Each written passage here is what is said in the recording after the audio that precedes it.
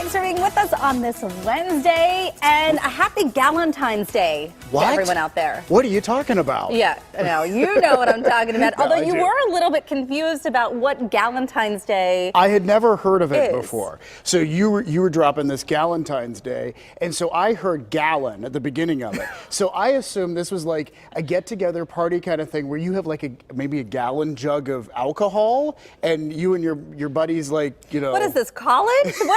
What is this? I know it doesn't sound like a very classy party, a gallon of alcohol, No. but that's not what it is. No. No. This actually originated and was made popular by Amy Poehler in Parks and Rec. Take a look. She can explain better than David can, maybe.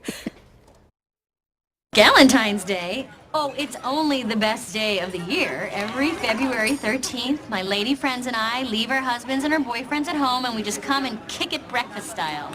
Ladies celebrating ladies. It's wonderful and it should be a national holiday. It should be a national holiday. Dear Congress, it's Leslie again.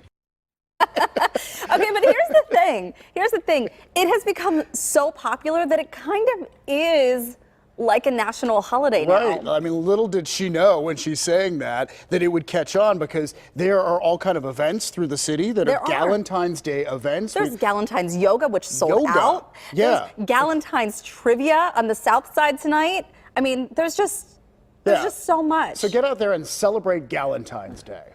Or celebrate Valentine's Day, and we have a way to do that. Yes. Something different than chocolates or flowers. If you're a little bored with that, how about donuts?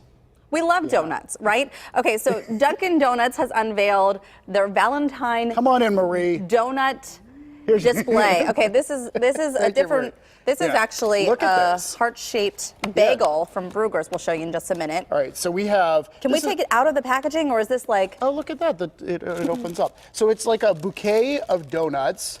Here we go. Yum. And you can see some of them, these are the blinged out ones. And they also have heart-shaped ones. I want to know if those are filled with something. That's don't my know, they favorite. might be. Jelly-filled donuts. Oh my gosh. Okay, see, here's the thing. This might be perfect for Valentine's Day, but I almost feel like it's more perfect for Galentine's Day. Yeah, if you're holding brunch or something, Right. having some donuts, some I think you speak the mimosas. truth, Heather. I don't yeah. know. So I don't know. if you want to, get out there and get that. And then we also have this. Yeah, Bruegger's dropped off these this morning. These are little heart-shaped bagels. Heart-shaped bagels. Yeah, I feel like I'm not doing it justice. There we go. There we go, yeah. Yay! Oh, look, Yeah. that one even has like a little smile on the front. It's smiling for Smiling Galentine's Day. bagels. We love it. I actually right. had one this morning. Very delicious. Still Well- tastes like a donut or a bagel, even though it's heart-shaped. Right. Believe it or not. Just some ways to celebrate. and if you and your sweetie want to go someplace special, maybe spend a night out or something for Valentine's Day, lot of we people have doing that. sort of a word of caution for you, actually. This is so interesting, and this is actually, I thought one of the most interesting parts of this is that the man who wrote about this is actually from Pittsburgh. He's a professor at Right. Carnegie Mellon University. He scheduled a trip away, I think to the West Coast, possibly Seattle, we think, Right.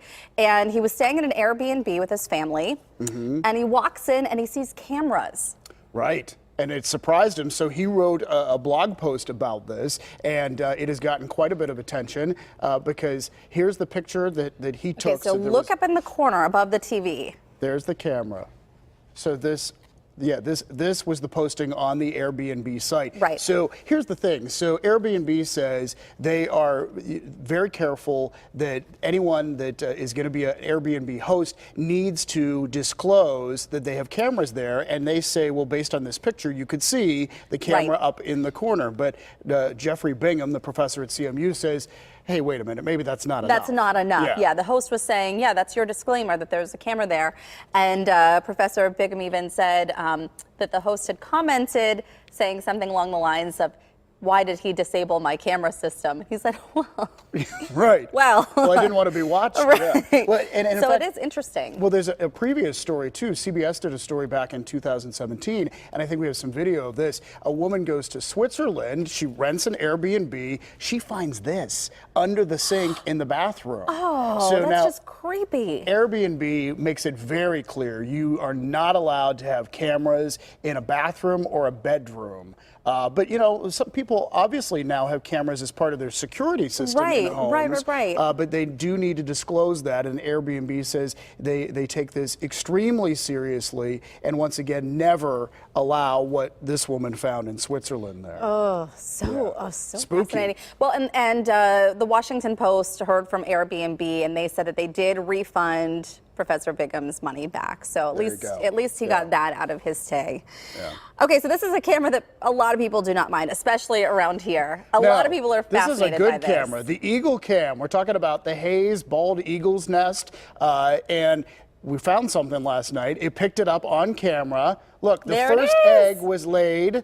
They spotted this. The Audubon Society realized around 7 o'clock last night that an egg had been laid there. And last year in that nest there were 3 eggs. So we will have to continue to watch and see whether more eggs are to come. I can't wait to see. I mean, know. there are so many people that watch this, and you can watch this live if you want at kdka.com. We have the link Yes. posted for you there. It makes it super easy. And there are a lot of people who tune in. There You know, are, There yeah. are science classes that watch this and talk about it.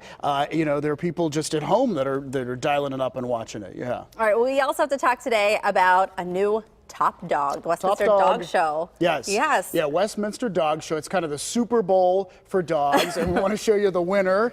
His name is King, a wire fox terrier. From Brazil. From actually. Brazil. Yeah. And King, they don't win any money, but he gets to go to the top of the Empire State Building.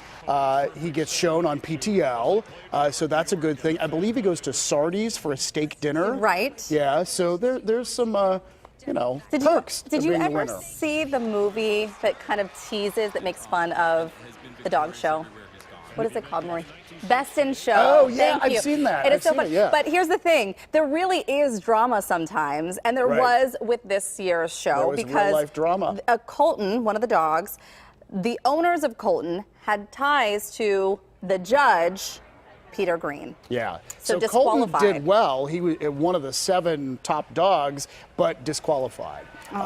Yeah, so too bad for Colton. Now, we do want to mention there was a Local local dog. dog involved in the dog show this year, and we have a picture of the dog right From there. Peters. Yeah, from Peters Township. This dog is co-owned by Regina Beinhauer. It is a black Cocker Spaniel, and it finished 4th in the sporting group. So that was, you know, very Pretty good. Yeah, and listen to the name. So the dog's very long name. is Grand Champion Clearwood Silhouette Speed of Light, but they just call him Grant. I think that's easier. Yeah. I wonder what So- King's full name is. Has to be something Really very long, 'cause similar. They're all very long, yes. All right, well, so our friends in Peters Township probably need a way to drink away their sorrows after the loss up in New York, and there is a way. There is a way. In fact, we want to tell you about, you know, we were talking about Valentine's Day, St. Patrick's Day, just around the corner. Is we love And our holidays. We do.